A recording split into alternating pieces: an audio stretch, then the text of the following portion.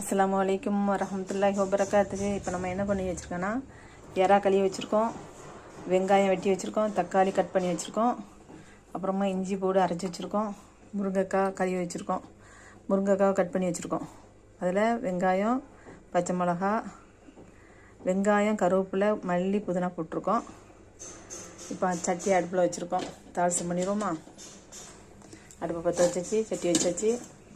சட்டி காய்ஞ்சதுக்கப்புறம் எண்ணெய் ஊற்றுவோம். சட்டி இப்போ காஞ்சிருச்சு. இப்போ நம்ம இதுக்கு மூணு கரண்டி எண்ணெய் ஊற்றிக்கிறோம். பிஸ்மில்லாஹ் ரஹ்மான் ரஹீம்.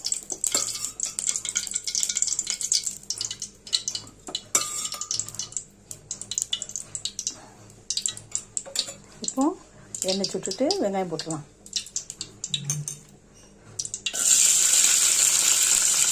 இப்போ வெங்காயம் கொஞ்சம் வதக்கிட்டு இப்போ நம்ம இஞ்சி பூண்டு கொஞ்சம் போட்டுக்கிறோம். இப்போ தாளிசம் பண்ணிக்கலாம்.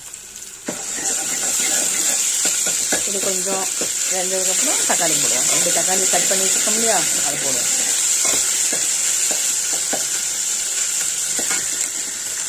இப்போ தக்காளி போட்டுடலாம். தக்காளி நல்ல கொஞ்சம் வெந்ததுக்கப்புறம் முருங்கைக்காய் போடலாம்.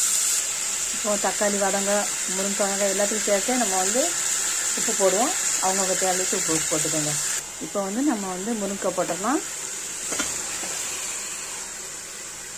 இப்போ வதக்கி விட்டுறலாம். இப்போ நம்ம இறாவையும் போட்டுக்கலாம். எல்லாம் ஒன்றா சேர்ந்து வதங்கட்டும். எண்ணெயிலே தான் வதங்குது, சரியா? இதையும் அப்படியே கிளறி விட்டு எண்ணெயிலேயே வதங்கட்டும். இது நம்ம வீட்டு குழம்பு மசாலா தூள், அதை ஒரு கரண்டி போட்டுக்கலாம். ஏன்னா நாங்கள் 3 பேர் தான் சாப்பிடணும், அதனால் ஒரு கரண்டி போதும். இதுக்கு இந்த கரண்டிக்கு ஃபுல்லாக போதும். அப்படி பத்தலைன்னா கூட அரை கரண்டி போட்டுக்கலாம்.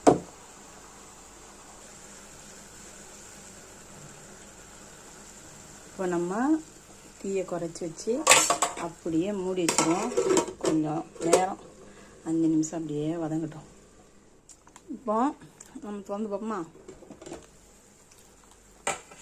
தண்ணி நல்லா விட்ருக்கா? மசாலா இதுக்கு ஒரு கரண்டி வேற போட்டேன்.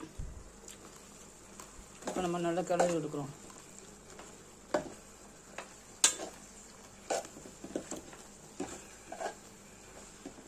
இப்போ இந்த கிளாஸ்க்கு ஒரு கிளாஸ் தண்ணி ஊற்றிக்கிறோம்.